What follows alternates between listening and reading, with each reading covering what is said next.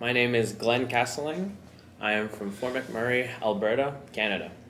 My backstory is that I started at a very, very young age of trying to cook. I learned from my grandmother.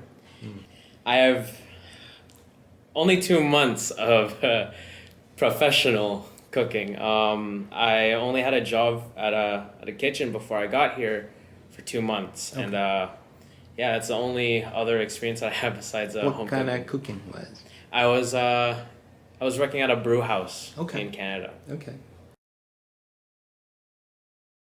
I'm a really big Japanese cuisine fan. Love Japanese cuisine, and it's really really interesting of how like they make everything. So I wanted to take the opportunity to learn.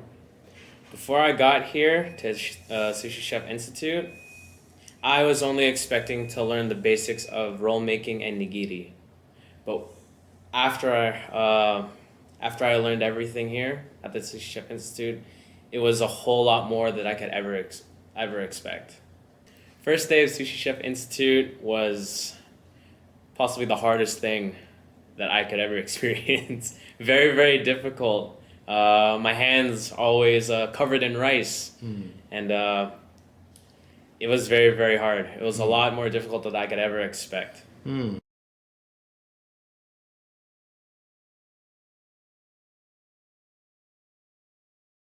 So the biggest challenge in Pro 1 was possibly the filleting of fish and breaking down whole chicken, because I always saw my dad do it at home, but I never opened up to learn. So when we got here and we were breaking down whole chicken and fish, I was completely out of my comfort zone, and I regretted not taking any personal lessons from my father.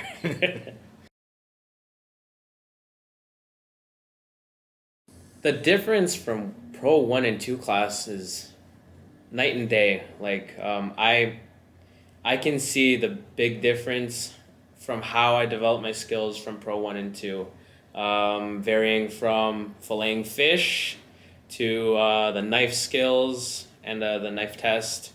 The difference is just it.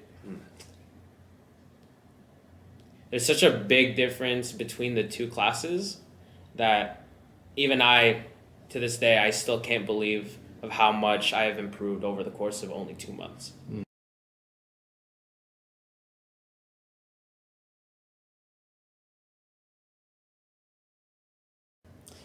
In the course of 2 months, we experienced the sushi bar simulator. We've experienced the fish market trip, and we also experienced the sushi roll competition. Uh, all three of those experiences were a lot of fun, and it was a whole interaction with the entire class, and it's one of the few memories I will remember from this class. That media night changed possibly me and my brother's life, and it was completely unexpected, and we are forever grateful for being participating in that.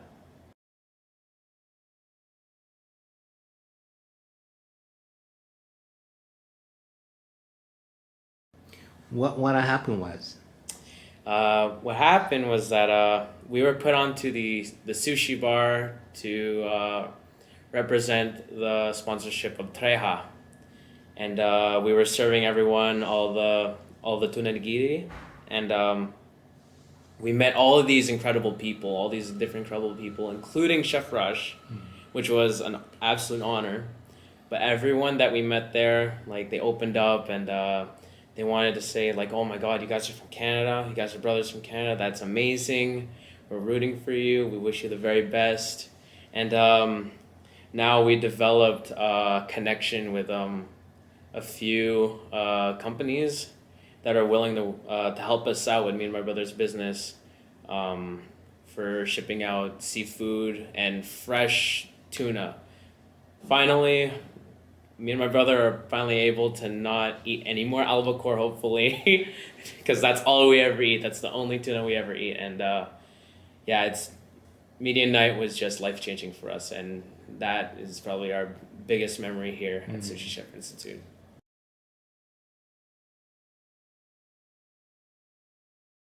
you dream about a Chef Hiro you met too. Ah, Chef Hiro, man. Meeting him was already like the biggest honor in its own, but the fact that that he wanted me and my brother to be in his video. Oh man, I I couldn't stop smiling after that day. I couldn't stop smiling, and that was the day after media night. So, my brother and I barely got any sleep because we couldn't. What happened during media night, and then next thing you know it, we're told that we're gonna be on Chef Hiro's YouTube channel. 2 nights, no sleep. So exciting. Very exciting. Very exciting. So now as the 2 months is gone, what's the feeling now?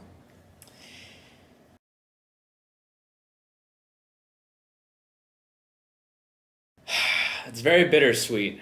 Very, very bittersweet.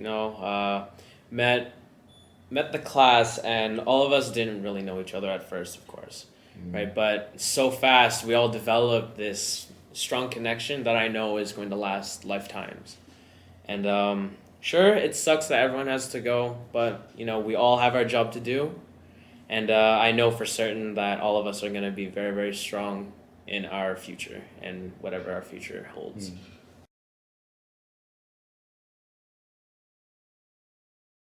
The plan for the next step is for me and my brother to open a sushi business, a catering business, and hopefully later down the line our own restaurant. It's a really big dream of ours, and the fact that we have the opportunity, it's incredible. Like I still have no words of how to describe it, but I'm just forever grateful that for everything that Sensei and the staff has ever taught us. And we are forever grateful. So do you have any message for the future students? My only message for the future students is to never stop. Even when you doubt yourself, don't stop, because the moment you stop, you're never going to see where your potential is. So if you find out weaknesses, focus on those weaknesses and polish it and work on them and get better and better every single day. So, never stop, and always try to figure out where your weak points are, and always improve every single day.